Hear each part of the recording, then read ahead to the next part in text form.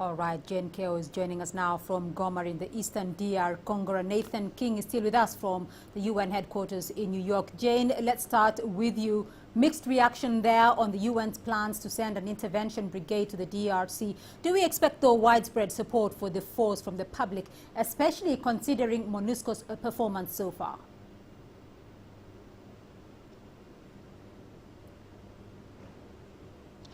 Well, Beatrice, you can say the fall of Goma last November possibly brought to the fore MONUSCO's failings in its mission here in eastern DRC. But some would argue that it has something to do with its current mandate. Back to the current brigade, majority are in support, at least those we've spoken to, they are in support of the intervention brigade. But there are varied views about the use of force. And this is because many people here do not know what normalcy is, even if there's a sense of calmness right now in eastern DRC. They have suffered greatly in the hands of armed groups, in the hands of government forces, but they say, listen, all avenues seem to have failed in the search for this elusive peace. And I'm talking about peace talks, peace agreements. Maybe, just maybe, the intervention, the UN intervention brigade may be the answer for the elusive peace here in eastern DRC. In terms of the government, of course, it's a big plus and some delightful news. Beatrice? All right, Nathan in New York now. Do we know, though, what the key considerations there are that informed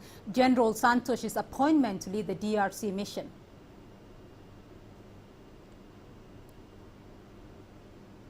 The experience of working alongside those Brazilian troops in Haiti, led by the former general. And, you know, I think when they picked him, they wanted someone who had experience of disarming disparate groups, and they were very successful at doing that in Cité Soleil, the biggest slum just outside of Port-au-Prince in Haiti. However, this mission is very, very different indeed, where you had a big urban environment in Haiti where the gangs were very well known and you knew where they are.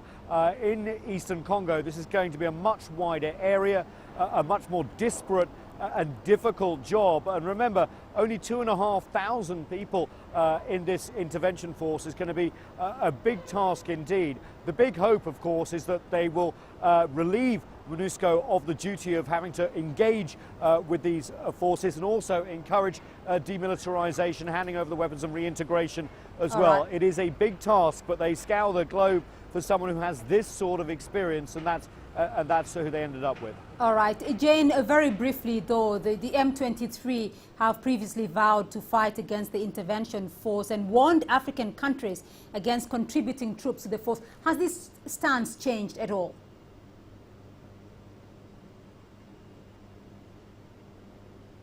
Well, Beatrice, so far nothing has changed. In fact, M23 has denounced the intervention brigade as an act of war and has been using social media like Twitter to say it's ready to fight fire with fire. And like I said in that report, in that piece, that there are currently reports that it is recruiting child soldiers, forcefully recruiting child soldiers and young people into M23. And these are reports from reliable sources from the government agencies. And so for now, we're just waiting to see. They've made their threats. They seem to stand by their threats. We have to wait to see if and when the troops, what's going to happen then, what's going to happen next. And this is, of course, in the next coming few weeks. All right. CCTV's Jane Keo joining us there from Goma in the eastern DRC, and Nathan King joining us from the UN headquarters in New York. Thank you to you both.